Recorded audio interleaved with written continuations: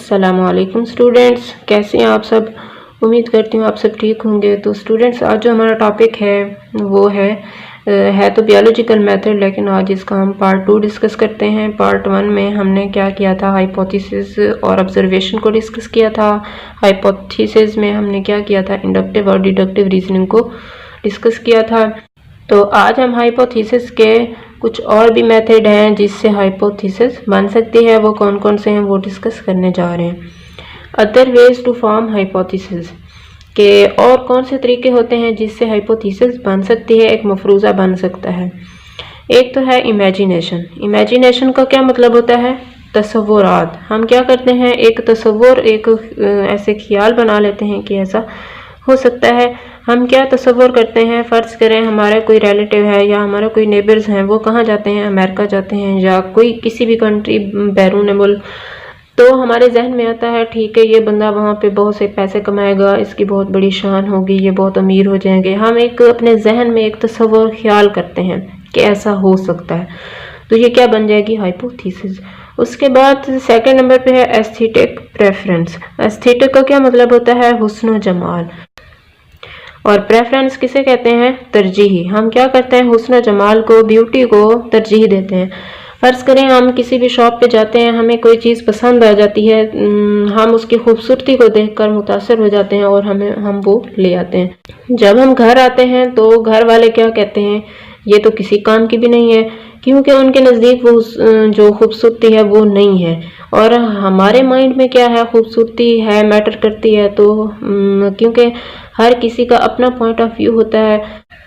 इस तरीके से जो एस्थेटिक प्रेफरेंस है ये क्या करती है, हाइपोथेसिस को बनाने में भी हिस्सा लेती है, इन्वॉल्व होती है। और थर्ड नंबर पे है रिलीजियस और फिलोसफिकल आइडियाज़। मजहबी या फ़लसफ़ी जो कुछ नज़रियात होते हैं वो भी हाइपोथेसिस को बनाने में इन्वॉल्व होते हैं। और फोर्थ नंबर पे है कंपैरिजन एंड एनालॉजी। कंपैरिजन किसे कहते हैं, हम क्या करते हैं, कंपैरिजन करते हैं, लेकिन कंपैरिजन किसके दरमियान किया जाता है, सिमिलर चीज़ों के दरमियान। जो चीज़ें एक जैसी होती हैं हम उनके दरमियान क्या करते हैं, कंपैरिजन करते हैं, मवाजना करते हैं। और जो एनालॉजी होती है ये क्या होता है, डिफरेंट चीज़ों के दरमियान क्या करते हैं, वो मवाजना करते हैं। ये सिमिलर है और इनके दरमियान क्या करेंगे, डिफरेंट चीज़ों के दरमियान मवाजना करेंगे। फिफ्थ नंबर पे है discovery of one thing while looking for some other thing. इसमें क्या होता है कि हम किसी एक चीज़ को वो कर रहे होते हैं, डिस्कवर करने जा रहे होते हैं, लेकिन कोई दूसरी चीज़ बन जाती है। डिस्कवरी ऑफ वन थिंग, किसी भी चीज़ का डिस्कवर हो जाना, while looking for some other thing, जबकि हम किसी और चीज़ को देख रहे होते हैं। तो इसकी एग्जांपल आप ऐसे ले लें, जैसा कि सर अलेक्जेंडर फ्लेमिंग था, वो क्या कर रहा था, अपनी लैब में बैठा था और बैक्टीरिया के ऊपर स्टडी कर रहा था। बैक्टीरिया, फ़र्ज़ करें ये जो है इसके अंदर बैक्टीरिया पड़े थे, वो बैक्टीरिया के ऊपर स्टडी कर रहा था, उनको देख रहा था। फिर क्या हुआ, बहुत ही तेज़ हवा चली और एक फंगस का टुकड़ा यहाँ आके गिरा। फंगस का टुकड़ा यहाँ आके गिरा। जब फंगस का टुकड़ा गिरा तो उसने क्या किया, उसको उठाया। लेकिन जब उठाया तो यहाँ पे जितने भी बैक्टीरिया थे जो इसके अंदर अंदर आ गए थे, मतलब इसके नीचे, वो सारे गायब हो चुके थे। फिर जब उसने ये देखा कि फंगस के टुकड़े ने क्या किया, बैक्टीरिया को ख़त्म कर लिया, तो उसने पेनिसिलिन ईजाद की।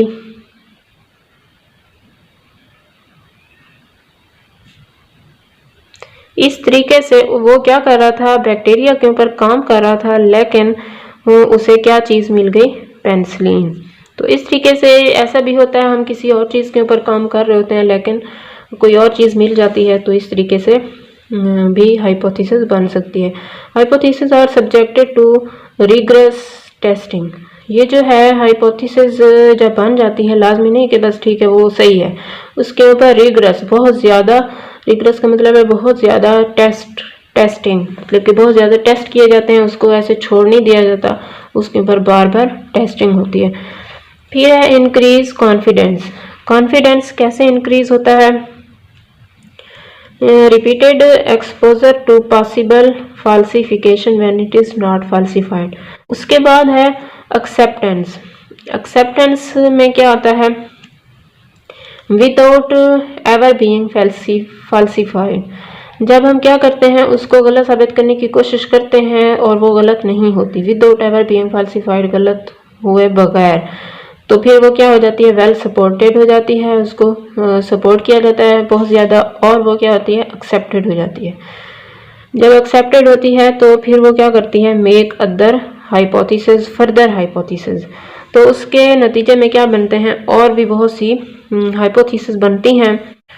फर्ज करें एक बच्चा है और वो क्या है, उसके जब हमने बार बार टेस्ट लिए और वो फिर भी अपने टेस्ट में बहुत अच्छे नंबर ले रहा था, तो हम एक हाइपोथेसिस बना लेते हैं कि ये बच्चा जो है लाइक है। तो और ये फाल्सिफाइड भी नहीं हुआ, ये अपने टेस्ट में बिल्कुल ही अच्छे नंबर ले रहा था और ये वेल सपोर्टेड और एक्सेप्टेड हो गया। फिर इसके नतीजे में वो क्या करता है, फर्दर हाइपोथेसिस को बनाता है। फर्दर हाइपोथेसिस को कैसे, फर्ज करें यही जो लाइक स्टूडेंट है, इसका जो टीचर है वो क्या करते हैं, किसी और टीचर से डिस्कस करते हैं कि फलां बच्चा जो है वो बहुत ही लाइक है। फिर जो दूसरा टीचर होता है वो भी तो पढ़ा रहा होता है, वो क्या करता है, वो कहता है ये सिर्फ लाइक नहीं है, ये हार्ड वर्किंग भी है। क्या है ये, हार्ड वर्किंग भी है। और फिर क्या होता है, एक दूसरा टीचर बैठा होता है, वो कहता है ये लाइक भी है, हार्ड वर्किंग भी है, लेकिन इसके साथ साथ ये इंटेलिजेंट भी है। क्या है, इंटेलिजेंट, ज़हीन भी है। फिर एक और टीचर बैठा होता है, वो कहता है ठीक है, ये लाइक भी है, ये हार्ड वर्किंग भी है, ये इंटेलिजेंट भी है, लेकिन ये ओबीडियंट भी है, ओबीडियंट भी है, ये जो है मुअद्दब भी है, ये एहतराम भी करता है, इसमें इतनी सारी खुसूसियात हैं। तो इस तरीके से क्या होता है, बहुत सी हाइपोथेसिस एक हाइपोथेसिस से बनती हैं जो क्या होती है, वेल सपोर्टेड और एक्सेप्टेड होती है। उसके बाद क्या होता है, सीरीज ऑफ हाइपोथेसिस सपोर्टेड। फिर क्या होता है, जब हम क्या करते हैं, ये इतनी सारी हमारे पास हाइपोथेसिस बन तो गई, लेकिन हमने इसको ऐसे छोड़ नहीं दिया, बल्कि क्या करेंगे, इसके ऊपर मज़ीद टेस्ट होते हैं। क्या होता है, test. By result of many test, इसके नतीजे में क्या होते हैं, बहुत से टेस्ट लिए जाते हैं इसके, कि वाकई ये हार्ड वर्किंग है, इंटेलिजेंट है और ओबीडियंट है या नहीं है। इसके बार बार टेस्ट लिए जाते हैं। अच्छा, जब हम बार बार इनके टेस्ट लेते हैं और ये जो है सीरीज ऑफ हाइपोथेसिस सपोर्टेड हो गई है, ये सारी जो है सपोर्टेड हैं by result of many test, बहुत से टेस्ट से गुजारने के बाद फिर भी ये क्या है, सपोर्टेड हैं और एक्सेप्टेड हैं, तो ये क्या बन जाती है, थ्योरी। क्या बन जाती है, थ्योरी। उसके बाद है कि ये जो थ्योरी बन गई, इसकी फीचर्स क्या हैं, इसकी खसूसियात, इसकी करैक्टरिस्टिक्स एक गुड थ्योरी की क्या होती हैं। सबसे पहले तो ये है कि ये प्रिडिक्टिव होती है। क्या होती है, प्रिडिक्टिव। प्रिडिक्टिव का क्या मतलब है कि ये जो होती है पहले से ही इसकी पेशीन गोई की जा चुकी है, पहले से ही इसका हम रिजल्ट निकाल लिया होता है हमने। क्योंकि हम इसी बात को देख लें, ये जो लाइक स्टूडेंट था, इसने क्या किया है, हमने इसके बार बार टेस्ट लिए, हमने इसका डेली टेस्ट लिया, वीकली टेस्ट लिया, मंथली लिया। फिर जब ये बोर्ड के एग्ज़ाम में गया और इसने फिर भी अच्छे नंबर ले लिए, उसके बाद ये क्या हो गया, हम एक पहले से ही बना चुके थे कि ये एक लाइक स्टूडेंट है, तो ये भी क्या होती है, प्रिडिक्टिव होती है। और दूसरा ये है कि ये इसमें एक्सप्लेनेटरी पावर होती है। एक्सप्लेनेटरी पावर क्या, कि ये अपने आप को एक्सप्लेन कर सकता है। फर्ज करें कि एक टीचर ने तो यही कहा है कि ये लाइक स्टूडेंट है, दूसरे ने कहा हार्ड वर्किंग है, तीसरे ने कहा इंटेलिजेंट है और चौथे ने कहा ओबीडियंट है। फिर क्या होता है, कोई और टीचर आता है बाहर से, तो वो क्या करता है, उसको खड़ा करता है कि हाँ बच्चे आप ये सुनाओ, तो वो क्या करेगा, एक्सप्लेन कर देगा अपनी सलाहियत को, अपनी एबिलिटी को, तो वो भी मुतासर हो जाएगा कि हाँ इसमें वाकई ये चीज़ें सारी हैं। उसके बाद तीसरे नंबर पे इसकी जो फीचर है वो है suggest new and different hypothesis. इससे फिर क्या होता है, एक नई और डिफरेंट हाइपोथेसिस बनती हैं। ये तो सारी ठीक हैं, इसके अंदर हैं, लेकिन डिफरेंट हाइपोथेसिस भी बनती हैं। उस चीज़ को कहते हैं प्रोडक्टिव थ्योरी। क्या कहते हैं, प्रोडक्टिव थ्योरी, जिससे क्या होती हैं, न्यू एंड डिफरेंट हाइपोथेसिस बनती हैं। फ़र्ज़ करें यही जो लाइक स्टूडेंट है, अगर कोई और टीचर मिल जाता है, वो ये कहता है कि वो बताता है कि ये बच्चा बहुत ही लाइक है, इंटेलिजेंट है, हार्ड वर्किंग है, ओबीडियंट है। फिर वो जो दूसरा टीचर होता है वो कहता है ये सिर्फ यही लाइक नहीं है, इसका छोटा भाई भी ऐसे ही है, वो भी बहुत ही वो है, हार्ड वर्किंग है, इंटेलिजेंट है, ओबीडियंट है। तो इस तरीके से उसके नतीजे में हमें क्या मिल गई, न्यू एंड डिफरेंट हाइपोथेसिस मिली। उस चीज़ को कहते हैं प्रोडक्टिव थ्योरी। फिर क्या होता है, इसके ऊपर टेस्टिंग जारी रहती है, टेस्टिंग गोज ऑन। फिर क्या होता है, challenge and great efforts to disprove the theory.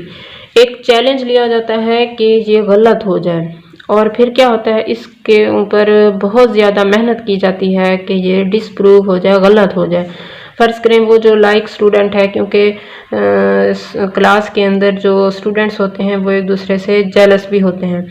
तो जो बच्चा लाइक है उसकी जेलसी में कुछ बच्चे टीचर को आके शिकायत लगा देते हैं कि ये जो स्टूडेंट है ना, ये जब ठीक है इधर तो वो है, पढ़ता है, हर टेस्ट में अच्छे नंबर लेता है, लेकिन जब घर जाता है तो घर जाने से पहले ये किसी कोने में जाके सिगरेट नोशी भी करता है। कि ठीक है ये बच्चा पढ़ने वाला है, लेकिन इसके ऊपर मज़ीद वो टेस्ट होना चाहिए, क्या ये वाकई सिगरेट नोशी तो नहीं करता। अगर ये करता है तो ये तो गलत बात है।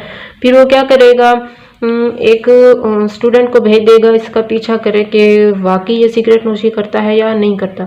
फिर जब वो बच्चा उसके पीछे जाता है, उसके ऊपर उसकी वो क्या मतलब उसके पीछे जाता है, उसको देखता है कि वाकई ये ऐसा करता है या नहीं। तो जब उसका पीछा करता है तो वो जो है वापस आके टीचर को बताता है कि ये जो है सिगरेट नोशी नहीं करता, बल्कि ये मस्जिद में जाता है, कुरान पाक की तिलावत करता है, नमाज़ पढ़ता है। तो फिर टीचर जो उसका होता है उसमें क्या आ जाता है, एक एविडेंस आ जाता है, एक सबूत मिल जाता है एक्सपेरिमेंटल के नतीजे, क्योंकि उसने एक्सपेरिमेंट किया, उसके ऊपर बार बार उसने अपने जो माइंड से शक था, ये स्केप्टिकल का क्या मतलब है, जो उसके शक की निगाह थी वो भी ख़त्म हो गई, उसको सारे प्रूफ मिल गए कि ये जो बच्चा है वाकई बहुत ही अच्छा है। तो ये क्या बन जाता है, साइंटिफिक लॉ, एक कानून बन जाता है। ये जो कानून होता है ये यूनिफॉर्म और कांस्टेंट होता है, फैक्ट ऑफ नेचर। ये जो है वो चेंज नहीं हो सकता, यूनिफॉर्म रहता है, कांस्टेंट रहता है, मुस्तकिल रहता है, कभी चेंज नहीं हो सकता। इस चीज़ को कहते हैं साइंटिफिक लॉ।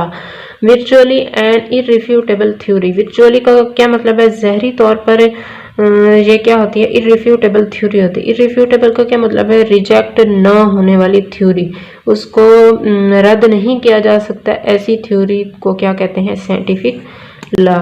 इसकी जो एग्जांपल्स हैं वो क्या है, हार्डी-वेनबर्ग लॉ है बायो में, और मेंडल्स लॉ ऑफ इनहेरिटेंस है। ये आप अगले चैप्टर्स में इनकी डिटेल पढ़ेंगे। और ये जो होते हैं लॉज,